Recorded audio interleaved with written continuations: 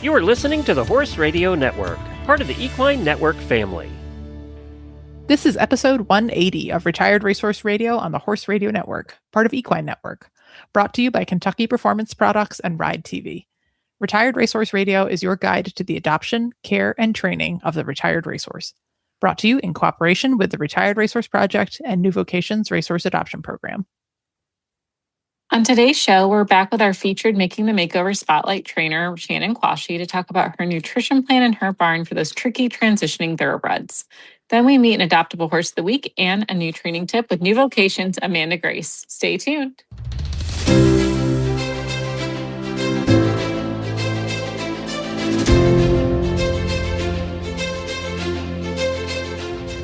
Welcome to Retired Racehorse Radio.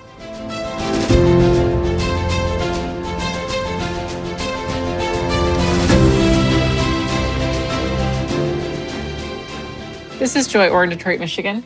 And this is Kristen Kovach-Bentley in Jamestown, New York, and you are listening to Retired Racehorse Radio.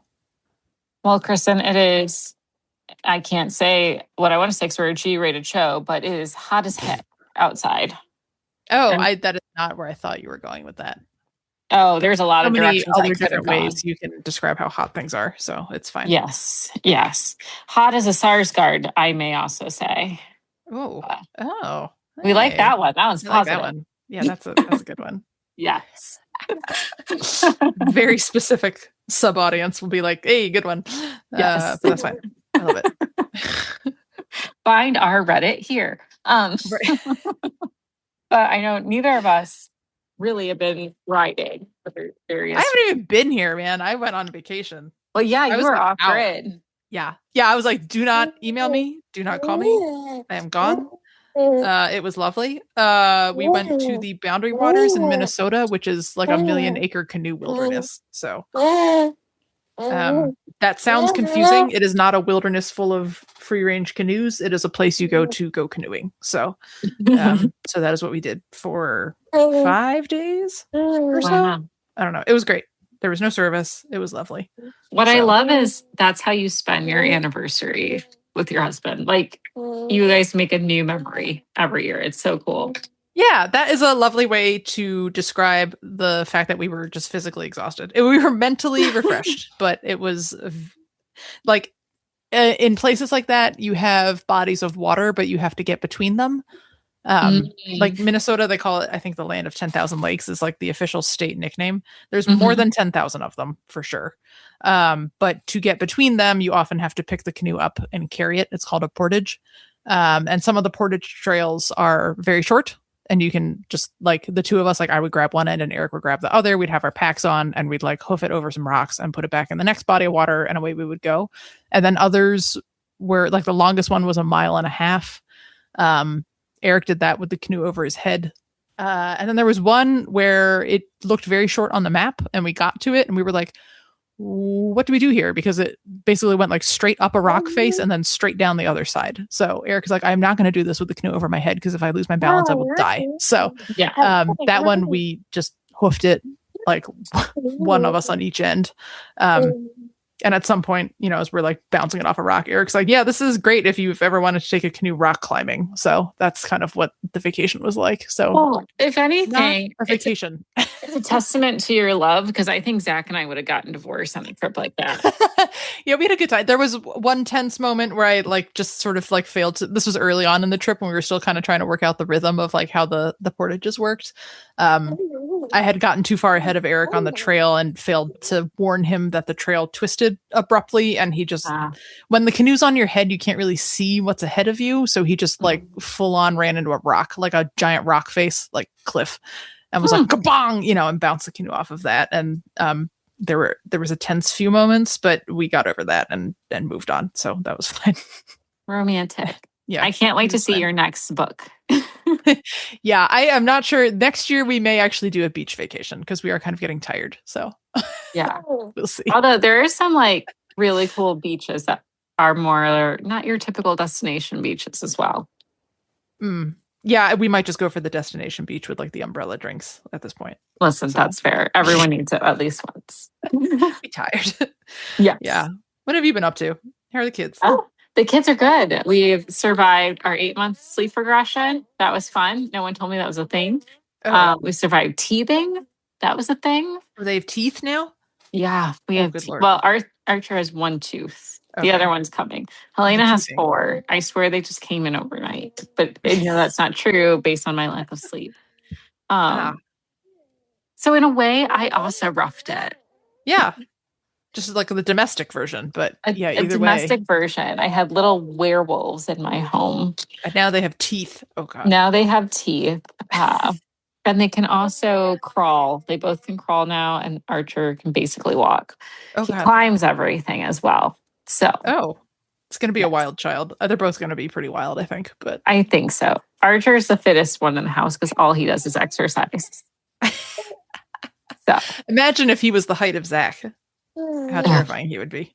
Honestly. But other than that, I mean, things have been steady. It was nice to have kind of a break. I know listeners were still getting content, so it probably didn't feel like much of a break to you, but to have a couple weeks rest, recharge, rethink the rest of the year for content was really nice. But I'm excited to be back, and I missed you. I missed you too. It is nice to be back and chatting away as we do. We do have a good show ahead. We have our favorite Amanda Grace from New Vocations with a training tip and a horse, and of course Shanin Quashie, who is always a fun conversation about her Making the Makeover horse. But before we get to that, I do want to know, how are your lessons going? Good. They ended good. I am back to searching for a new program, just because who I was working with did have some life events happen and we needed to pause. But definitely ended on good terms and potentially like future stuff down the road, but not right now. But Haley Bush, who was on not that long ago, she has agreed to let me pretend to be a hunter princess for a couple weeks while I am getting ready to lease Mildred, little Miss Millie, because she'll be finishing up her 4-H programs this summer. I love that. Yeah. I can't wait to see you do hunter things. It'll be fun. I told her I would like to learn how to jump a small cross pole without looking like a phony. We'll see if I can accomplish it. It's probably not likely, but it'll be fun to try. I have heard from the people who know these things that anything under 2'6" is kind of all the same to the horse. Yeah, I'm not worried about the horse. It's me. Okay, yeah, valid. It is me. But like what I mean is like it won't feel much bigger if you're like an 18-inch cross rail. Yeah. Right. Oh, it's going to be so good. I can't wait to see it. It's going to be fun. It'll be good content regardless. Love it. Well, we're all about the content. That's the only reason we do anything around here. Yeah. So we'll hang out there. And then I also heard that Sarah from Blue Dahlia will be competing at the makeover with one of the horses that she had talked about on the show. So if anyone listened to that episode, you will definitely get a chance to meet her come October. That's exciting. And you are going? You're going to Kentucky? I am, because we're going to be celebrating the twins' birthday. Yeah, because that happened at the makeover. Not like at the makeover, but like I was at the makeover and you're like, it's happening. I was like, what? Our makeover babies. It's happening. I know. I think I gave birth the day everyone was hauling in. So luckily not a full distraction for you. Yeah, that's fine. But yes. Yes. So we'll be going in to celebrate. It'll be fun and, check out everything. See Shanin there, say hi, and sure we'll see some other familiar faces from the show. So it'll be good. Love it. Yes. So I know when the heat breaks, are you excited to get back to riding? Yes. So I rode Jobber a little bit before vacation and he was starting to feel a lot stronger. So I think he's on the right track. Shorty will get shoes next round. He actually has gone up a shoe size, which I don't think is good. Like, I don't think it's like, oh, good, his feet are growing. It's like, no, I think his feet are like spreading. So it is time. I explained to my farrier, I was like, listen, I think we've given the barefoot thing a good try. We've been trying to do it for years. And in our current management system, which we'll actually talk about a little bit with Shanin again later in this episode, sometimes you just cannot control every factor that you need to in order to grow a healthy foot on a challenging horse. And I think that's where we're at. So back to shoes for him. And then we'll sort of see what that does for him. So he is right now the least sound of the three. So, but yeah, Jobber did blow an abscess while I was on vacation. So I'm doctoring the fallout of that this week. Yeah. But I'm hoping that he looks fairly sound. Like he'll still trot away from me after I bandage it up. So I think it's just now a question of getting it to stop draining and to kind of close up. And then he should be hopefully good to go if it ever cools off. I love it. Yeah, it's hard, that decision to shoe, but sometimes it is unavoidable. But it just gives you a good start too. Like you can always get back to barefoot, I feel, but you just need to take the time to figure out what's going on and give that hoof some time to heal up. Yeah, and his feet they've never been very strong. They've never been, he's always had thin soles, and I think I mentioned this in the last episode, like his radiographs indicated that there may be a little bit of bone loss in the left front coffin bone. So we're going to protect what we have left. And him kind of pounding with his thin soles on hard ground in the summer is not the way to do that. Yeah, so. It's been so dry too, and it does make a difference. Yes.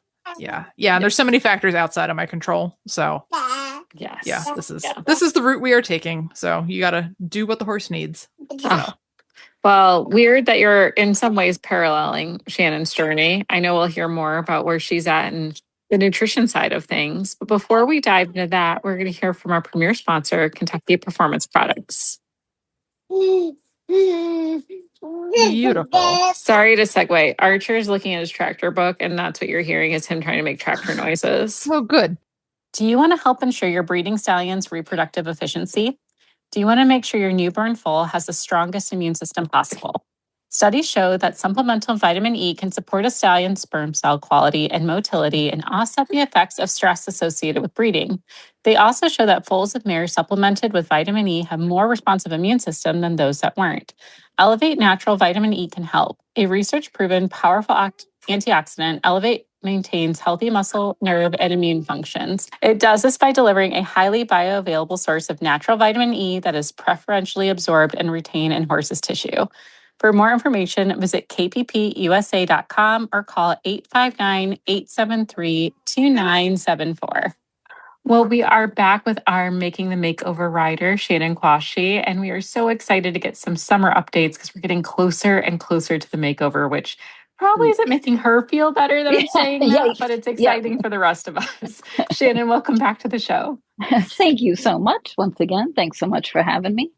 As always, it's great to hear from you. And like I said, I know I probably create a little bit of anxiety as we're creeping closer to the makeover, but would love to know kind of what's been going on with your horse, a high level view. What have you been up to since we last talked?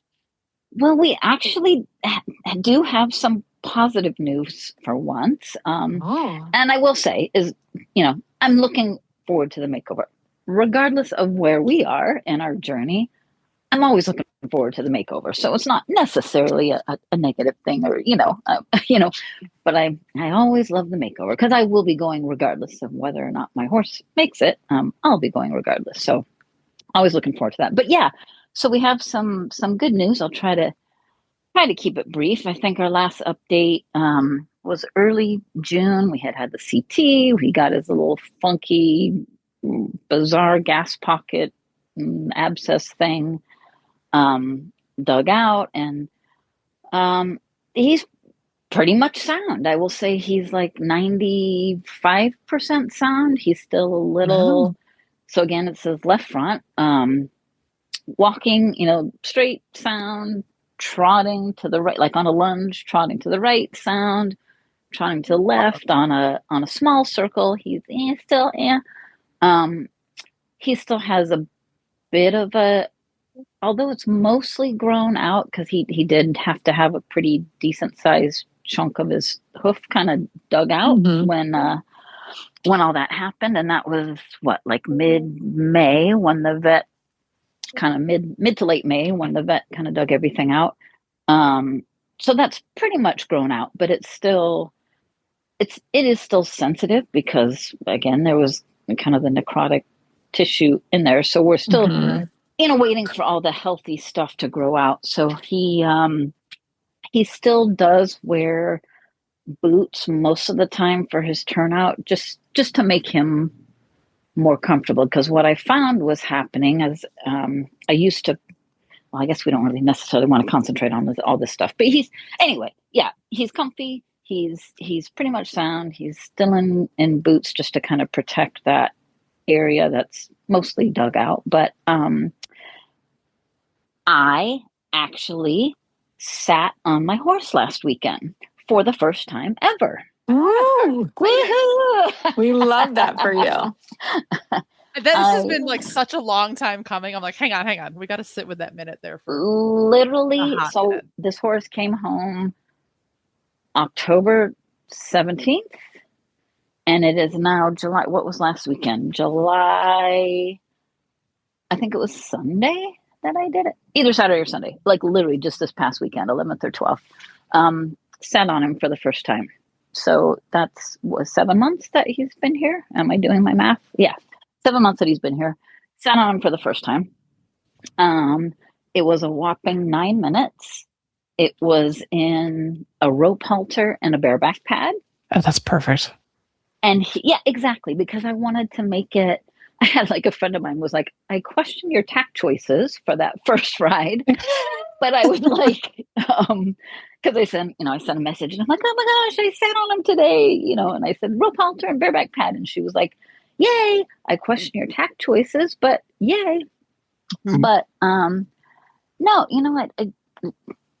I've built such a relationship with him at this point that I was pretty confident that he would just be super chill, and he was super chill. And it went well. So we just kind of walked around my ring for 9 minutes, did some serpentines, did lots of halts to make sure I did have breaks. But the groundwork definitely paid off, because little things that they don't normally know their first ride, like backing up and moving off the leg, things like that, he actually kind of knew. He was like, oh, wait, I kind of know what I'm supposed to do here. So, I love this. I knew it. I knew it. It was like, when you finally get to sit on this horse, he's going to be like, yeah, obviously. Like, yeah. You've done so much homework with him, that you could literally. Do. Exactly. Yeah. Exactly. Like, what took you so long? Like, he probably doesn't get it. Right. Well, and it's so funny because this is a big horse. I didn't realize how big he was when I had seen him in person. I had been to several of his races, whatever. But when I brought him, I had never been, like next to him and measured him and put a stick on him or anything. And I knew when I brought him home, like, oh man, he's a little bigger than I thought I was. So I have still not sticked him, but he is at least 17 hands. And I'm almost 60 years old. I'm not, and I'm like 5'2" on a good day. Why I have a 17-hand horse, I have no idea. But I've got this really nice mounting block. It's like a wooden. I had like somebody made it for me. It's one of those like the big wooden kind of platform thing where it's got like 3 steps. I mean, it's like a 3-foot high mounting block. I had to put like 2 masonry bricks on top of that because I had no stirrups, right? I was getting on him bareback. So I had to put 2 masonry blocks on top of this 3-foot high mounting block so that I could get on the darn horse. But for his first ride in a bareback pad. His first ride in a bareback pad. Icon. And we had, well, thank you. We had been practicing just like I would leading him up to the mounting block. I would, like hang all over him, pat him all over and blah, blah, blah. So he was already, and again, like the mounting block is always a big issue when you first time you get on. Usually they don't know how to stand still for the mounting block, but because we had been working on that, we walked up to it. He stood there. I climbed up the stairs, climbed up the bricks, and then just slid my leg over him. Because again, I'm almost 60 years old. I'm not like vaulting on him, and at this point. So, he was perfect. He was literally perfect. I was so proud of him. I love that. And then we did go on one field trip. We went to. I had talked about before the one person I take lessons with who does obstacles and liberty work. We went on a field trip to her place to just do some obstacle stuff, and that, again, all in hand, because I've only sat on him once, so we just kind of did it in hand, and that was his first field trip ever, aside from the vet and getting the CT done. That was his first field trip ever, and I was really proud of him. It was a little overwhelming. A massive storm blew in like 10 minutes, and she has like this lovely indoor ring, but a massive thunderstorm blew in like 10 minutes after we were in there, with thunder and lightning and pouring rain. And he was like, where the heck am I? I can't see any other horses. I'm away. I mean, he was a kite. And when you have a 17-hand horse being a kite, it can be a little intimidating, but he was good. And then when the storm passed, he walked over some bridges and did all that. And unfortunately, that's the only field trip we've been on, though, because it then turned 180 degrees. And so we haven't, I'm a very fair weather rider. I don't. Same. I feel no ego to ride in weather like this. No, when it's like 90 degrees and 90% humidity, I'm sorry, I'm not doing that. And they don't want to do that. So, right. So yeah, we've not been able to, I'm going to put my horse in a metal box when it's 95 degrees. No, no, thank you. That's not my jam. That's all right. So we've not done a whole lot, but at least we have positive. We are attempting to do things. So yeah, that is the update. I love that. I'm so excited that you got to sit on him. So yeah, that's great. Yeah, me too. Love it. I'm excited. Well, okay. One thing we always like to do with this Making the Makeover series, because I think this is something that, if you go like to a Facebook group and you're like, I don't know what to feed my horse, all you're going to get is 600 people telling you their favorite brand of feed, which is fine, but like that doesn't actually help anybody because that's just overwhelming. So we love to take kind of a deep dive into our Make the Makeover trainers' feed regimens, and like how you decide what to feed, how much to feed, your just feeding philosophy. And of course you have many thoroughbreds and have had many thoroughbreds. So how do you start? Like what do you do first day you bring a horse home? What do you do for feed? Yeah. So hopefully I don't offend anybody. But as I think, we're no holds barred here, man. Like I'm like, at this point, I'm like, if I'm offensive, I'm offensive. I'm sorry. So. I just think, the same with people when all the food that we eat, and I'll tell you, my horses probably eat better than I do because I still eat processed foods and stuff like that. But all the processed foods we put into them and all the stuff that's in the grains has all been sprayed with Lord knows what, and it's all byproducts of something. And it's not healthy when we eat that stuff, and it's not healthy when they eat it either. And a lot of the stuff that's in our feed, and again, I'm apologizing in advance if I'm offending anybody, but a lot of stuff that's in our feed is inflammatory, and it affects their entire body system. So my horses are on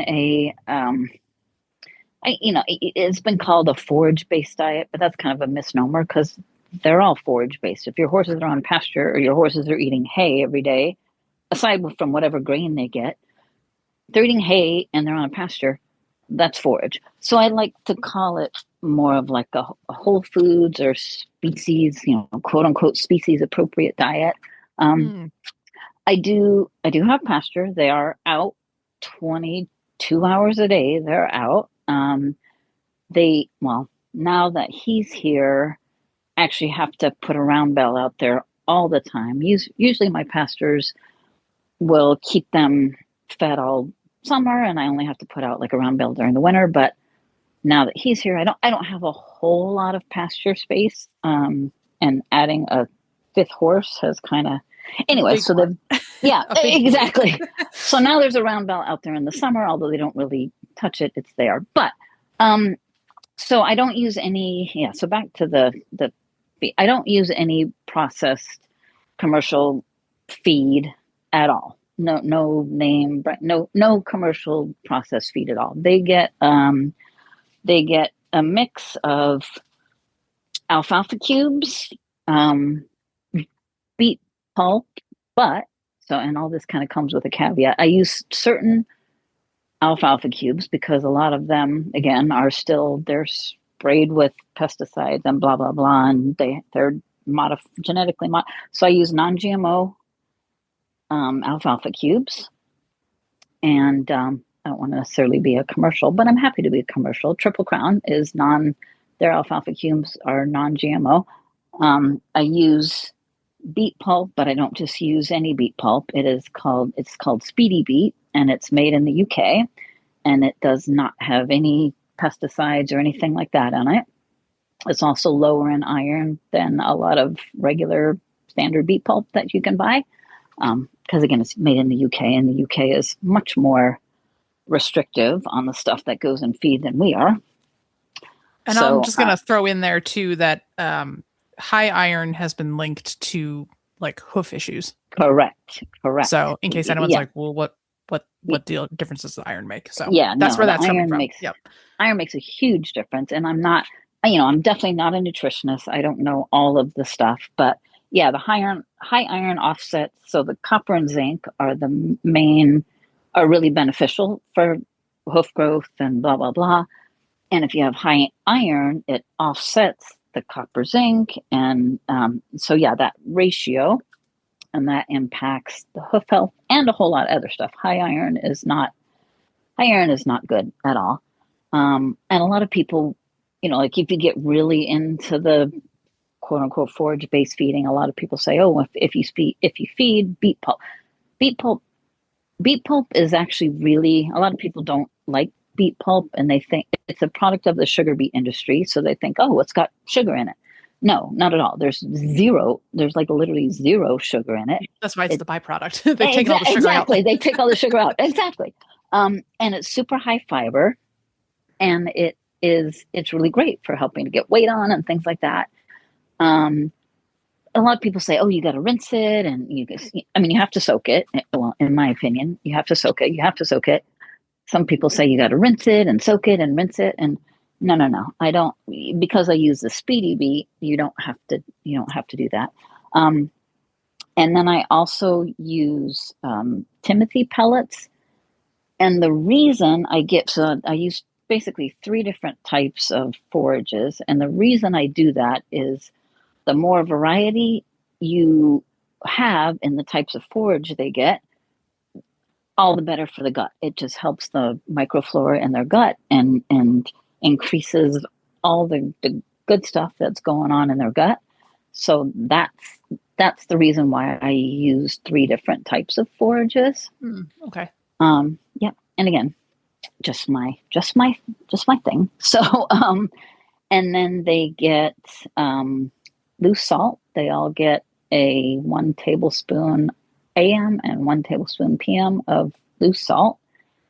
And I have to kind of go through my little thing. They do get vitamin E, even though they are on pasture. I still supplement vitamin E just because I think it's so super important. So in the winter times, they get like a couple thousand IUs of vitamin E. In the summertime, since they are on fresh pasture, I cut that back so they get like half as much, but they still get vitamin E regardless.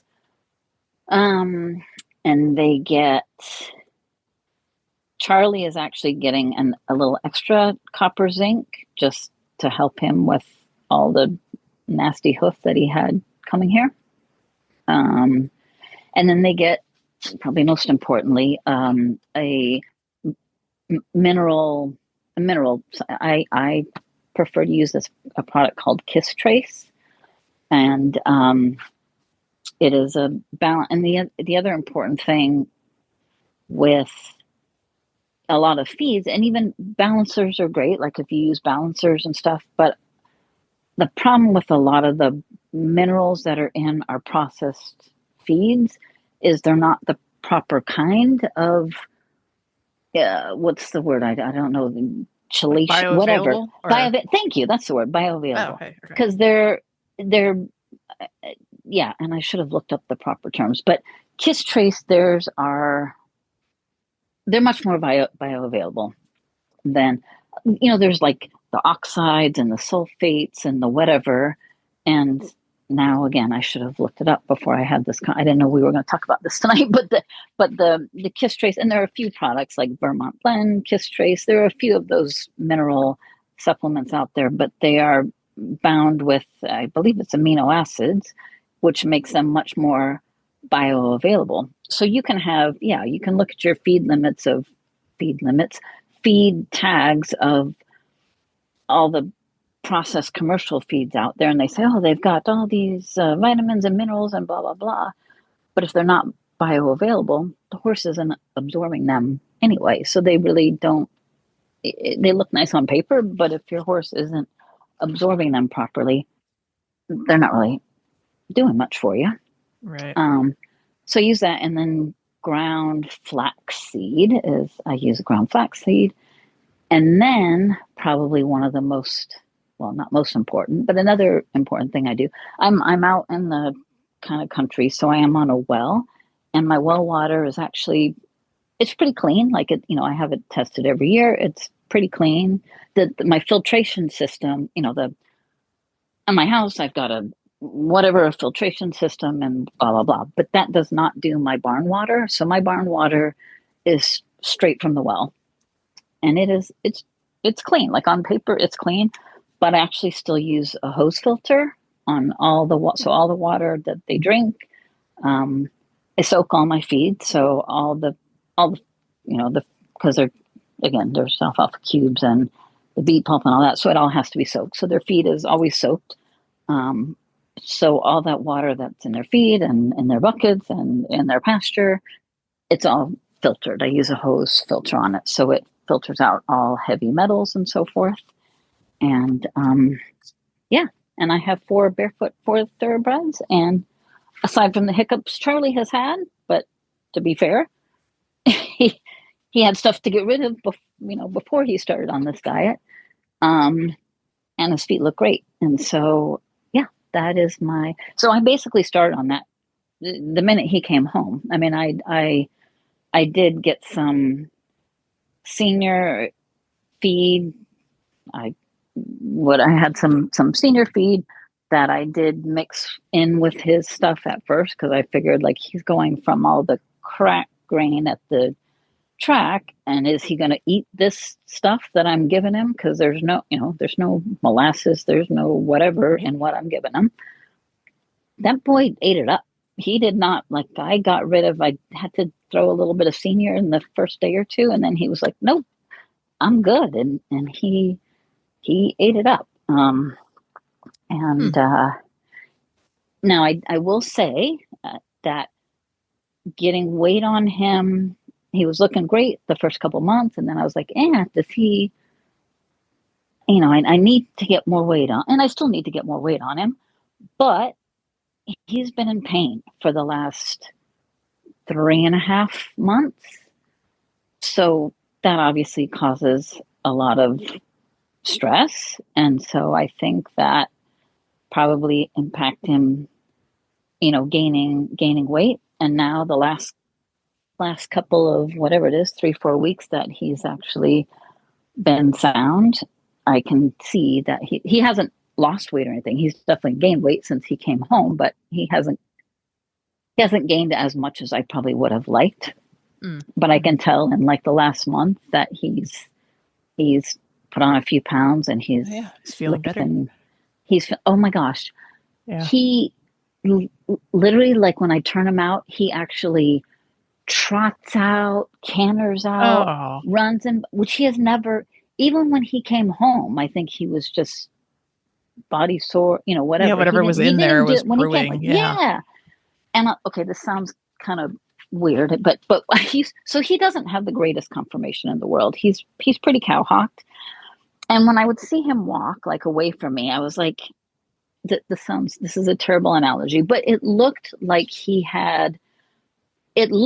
was trying to hold something between his butt cheeks. Like, say you stuck like a pencil between his butt cheeks. Right. And like he was walking, trying to hold it. He was so tight in his hind end. And it literally looked like what he was like squeezing his butt cheeks together as he would walk out. And like, I've been looking at him the last, 2-3 weeks. I'm like, oh my gosh, he's literally just like walking out. He's not, he's walking out, he's trotting out, he's bucking and playing, he's feeling good. I'm so excited. So, oh my gosh, I've been blabbing so much. I'm so sorry. No. This has been super interesting because I think one takeaway here is that like you gave this feed program the time to work. And I think that that's a missing ingredient in a lot of programs. Like people will get a horse home, they'll start to feed it. They don't see the results, in the first 30 days and they kind of panic and they start throwing spaghetti at the wall. Yeah. They change, feed brands, they change this, they change that. And you like feeding a thoroughbred, like, yes, you will always see people swearing that like, look at the difference in 30 days. And it's like, yes, some horses are like that. Not every horse is like that. You do need to kind of play a long game. I would say maybe after like 90 to 120 days, if you're like really seeing like no gain, then it's time to make some changes.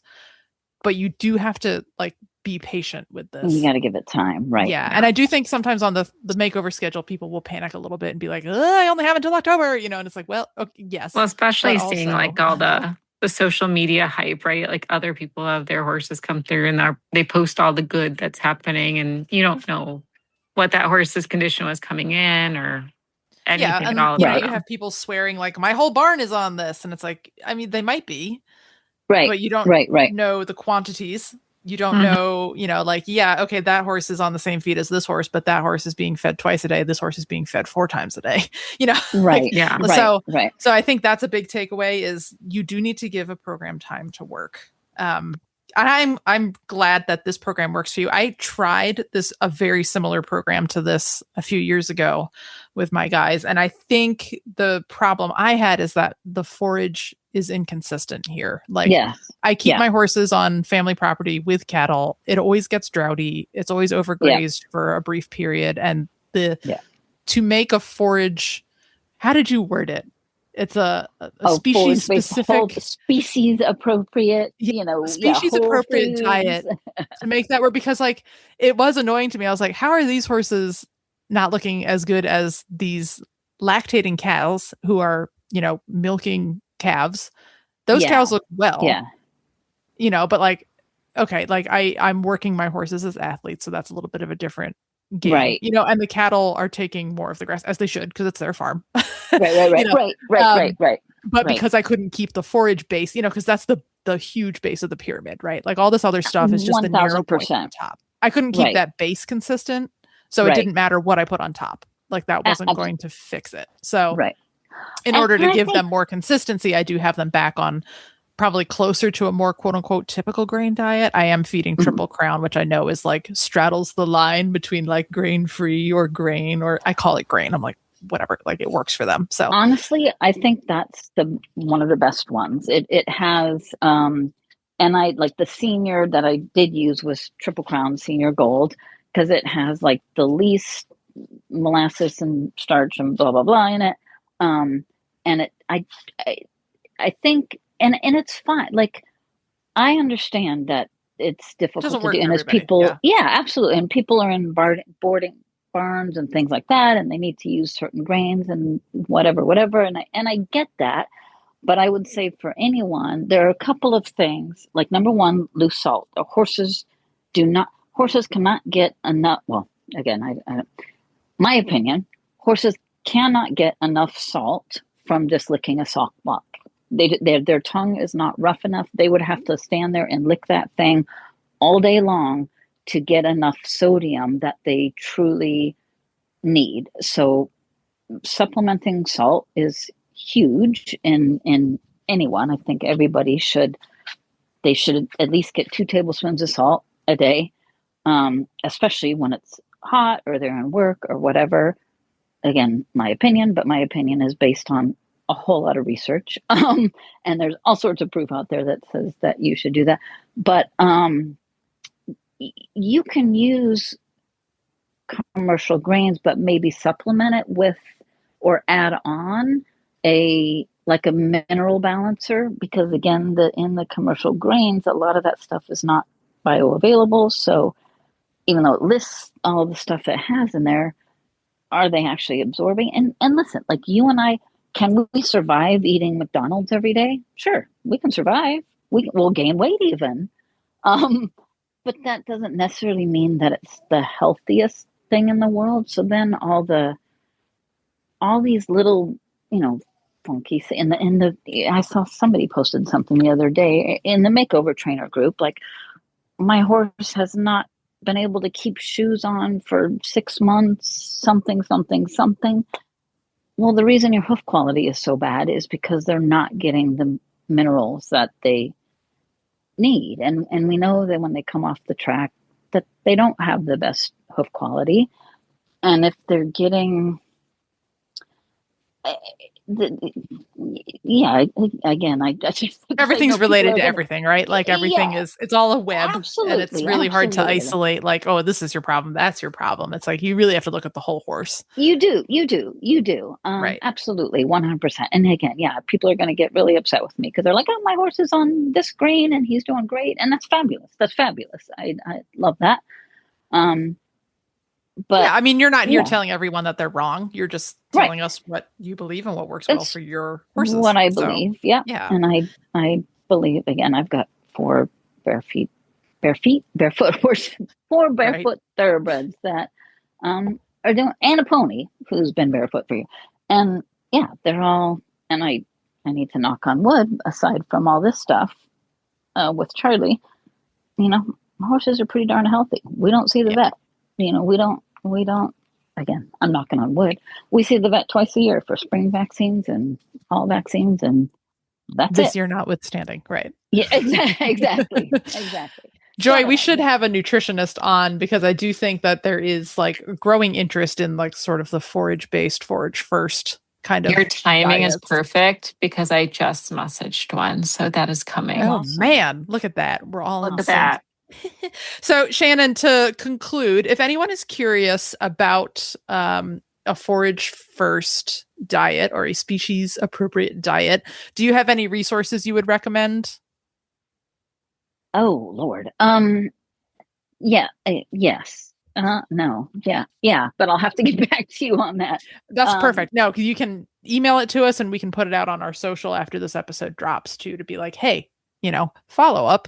Here's what Shannon recommends if you are interested in learning more, right? Like, because there's a couple can do their research and make their own, decisions and see what they want to do. Because I tried it. I can vouch that for a time it worked, and then the pasture quality was too up and down. It just didn't work for us. So, but it may work for someone who has, full control over their own property. So. And I will say, sorry, I know we're trying to go, but I don't like, some people get really out of control and I won't say out of control. No, some people get very, like, they test their hay and they, do all the calculations and balance everything according to their hay tests and blah, blah, blah. And that's fabulous. I don't do that. That's too much for me. So whatever, I get my hay from the same guy, but he grows a lot of it. But then if he runs out, he gets it from various places. So there's no telling the quality of my hay. And I honestly have not had my pastures tested either. So I don't know the quality. I mean, I know, they look decent. There's some weeds, but there's some green grass. Right? Yeah, whatever. Yeah. Yeah. So I'm not balancing. I'm not getting like micromanaging where I'm balancing it to the hay and doing all the calculations. No. But I just figure as long as they're getting that mineral mix, they're getting their daily multivitamin, their Flintstones or one a day or whatever you want to call it. They're getting that every day. They're getting their salt. They're getting all that. And it just evens out in the long run. Everything kind of evens out and works out. So yes, I do have, like a couple of groups and pages that I follow. And if anybody wants to DM me, I'm more than happy to share information. And if you shoot me an email or whatever, I'll because I'll probably forget after we hang up. But I'm happy to share the names of the places that I get my info from. Yeah, absolutely. Well, Shanin, thanks very much. This has been a very interesting conversation. I'm so happy that Charlie, first of all, that you got to sit on him and go for a ride. And hopefully that was the first of many more. I know we're like, oh, Charlie, who? But yeah, we'll look forward to getting another update next month. Thanks so much. Sounds good. Oh my gosh, it's like less than 3 months away. This is really scary. No, you have plenty of time. It's going to be great. Oh yeah, plenty of time. Sure. Yeah. All right. Thanks so much for having me once again, and I will talk to you next month. You can enjoy your favorite equine videos all in one place with Ride TV, the ultimate equine streaming platform. The newly relaunched Ride TV has all the series you love, like Cowgirls and Ridiculous Ranches, plus top-tier training videos and event footage from BailRacing.com and Horse and Rider on Demand. Whether you're ready to relax with your favorite series, binge watch competition footage, or train with a world champion, subscribe to Ride TV today for only $19.99 to see where your ride takes you. Visit ridetvgo.tv to subscribe. Well, it is our favorite time of the show where we get to do a little window shopping for horses that we may or may not be ready to put in our trailer and bring home from our friends at New Vocations. Amanda, welcome back to the show. Thanks so much for having me back. How are things going in Kentucky? Is it a glorious, beautiful summer? It is so hot in Kentucky right now. It's like a swamp. Great. Yeah, that's kind of where we're at. And I think Joy's there too. It just seems like a national heat wave going on. So I'm dying. Recording this. Yeah. Like mid-July. I don't anticipate that 10 days from now that it's going to be any better.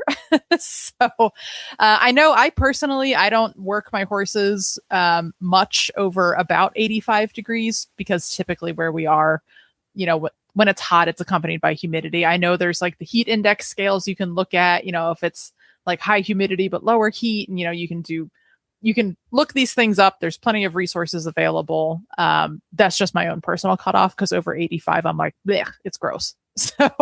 So I don't know. But do you guys have a cutoff at New Vocations, like a formal one, or? Yeah. So our formal one is if the real feel is over 95. Yeah. So this week and a couple other weeks this summer, we've been doing a hot day schedule. So the horses come in and then they stay in until about 7 p.m. And then we turn them out, and we are definitely not riding after about 10 a.m. Yeah. Yeah. Sounds good. It's not worth it, right? Like it's not worth hurting yourself. It's not worth hurting your horses, just everybody kind of lay low, stay cool, do your thing and move on. So yeah, that said, like sometimes when it's really gross, I will bring my horses in, and the three of them, we're down to 3, 2 thoroughbreds and a standardbred. I joke all the time. They share one brain cell. Between the three of them. So they've gotten very good. I can lead. This is not Pony Club approved, by the way. So I don't want people emailing me being like, you shouldn't do that. Like, I know I shouldn't, but it's not going to stop me. I lead all 3 of them down together, and then I ground tie the 3 of them in the driveway. And, as long as they're together, the brain cell is firing and they're happy to stand there and be hosed off and everything is glorious and fine. Give them a nice bath when it's this hot and sticky, scrape everybody off, go turn them back out in the shade. Like, we're good. We're done. If we're doing this one at a time, where the brain cell is divided, my horse is fine. Wes's standardbred is fine. My husband's horse, Shorty, is just like Mr. Ants in the pants. Like, he cannot stand still. If he's sandwiched between the other two, he's like, this is great. This is fine. If he's by himself, he's like, I don't want to. And he's just, like slow jigging back and forth, side to side. I know it's not like a shortage of experience, right? Like horses on the track are hosed off all the time, like every day, every time they're worked. Like he had a groom, this is not a new concept to him, but for some reason here, he's like, I'm not standing still. So what do you do for those Jimmy leg horses that just will not stand still for a bath? Yeah, absolutely. I mean, we all know that they have done this at the track, and some of them come into New Vocations and they're like, I've never seen water before. And we know that's not the case. But we do have very different expectations for them once they're off the track than when they're at the track. I mean, they're very used to a strict routine and efficiency. So when we get them in, or when they go to their adopted home, maybe standing like a statue for 20 minutes for a full-on spa day, that's a big new life lesson for them that they need to learn. So, I mean, at the track, they're being hosed off very quickly and efficiently and kind of on the move. And now we're like, hey, you need to stand still for 20 minutes while I get you a little sudsy. So it is a big new life lesson for them. And some of them are obviously more patient than others. So what we do is with those ones that are jigging around, like most of our guys are really young too. They're 2-3-year-olds. So we keep it as short and sweet as possible, and just kind of adjusting them. Like you moved, let's go back to center. That's where we need to be, and then proceed with the bath, and just kind of keep setting expectations, especially for the babies. Like, nope, that's not what I wanted. This is what we need to do, and keeping it really short and sweet, and then slowly building up on that. I like that it's keep it short and sweet, but also like put their feet back where you wanted them. Yes, not you don't want to be like chase them in a circle with the hose. Exactly. Yeah. Right, We're like, oh, he moved 5 steps to the left, so I'm going to move 5 steps to the left, and then that's just gonna, just reinforce that they should keep moving away. So I just kind of keep bringing them. We use the cross ties generally. Sometimes I'll have a lead rope on them as well to just kind of help them stay centered and readjust them. Keep my hand on them and just keep bringing them back to where I want them to be. Okay, this is good. This backs me up because I tell Eric all the time. I'm like, I get he doesn't stand, but you have to at least put him back where he was. And Eric is of the mindset of like, it's just more efficient if we just do it as fast as possible. And I'm like, yes, it is. But he's not learning anything. So, all right, good to know. Thanks for backing me up. This has Absolutely, been anytime. Marriage counseling with Kristen and Amanda. Love it. All right. Well, speaking of young horses, you have a lovely young horse to share with us today. We were casing her out before we hit the record button. Tell us about Unnamed Public Garden 24, which I know is a mouthful. You guys call her Daisy. Yes. Isn't she gorgeous? So she is going to be a phenomenal horse. She just wasn't born to be a racehorse. She's going to be huge too. She is growing like a weed. I swear every time I look at her, she's even bigger, and she's super butt high right now. So she's still growing into herself. But she has the most wonderful mind. I got on her for her first ride, and she was like, I'm not sure what we're doing, but okay, let's go. So I think when she grows into her phenomenal body, she's going to be a phenomenal athlete. She just hasn't finished growing yet. Yeah, she definitely has like that lanky, almost like long yearling kind of look, Yeah.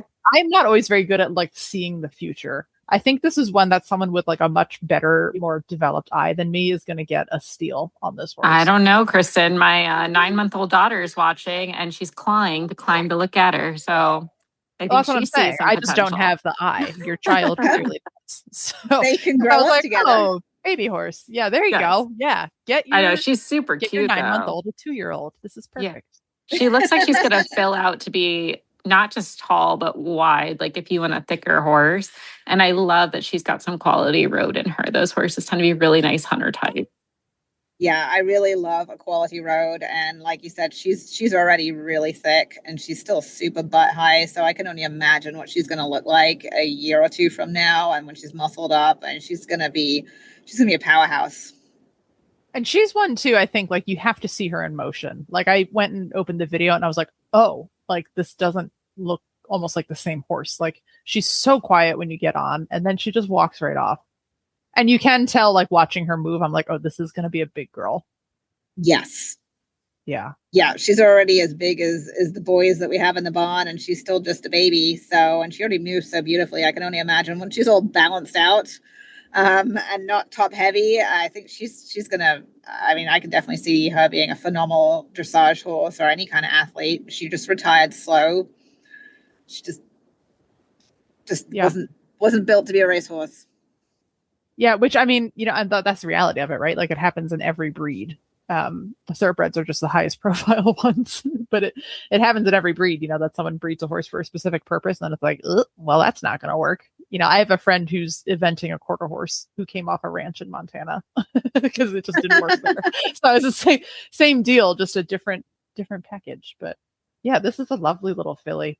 All right, so she's 2 years old. She's unnamed, right? So if anybody is like super into it, they could actually name her with the Jockey Club, right?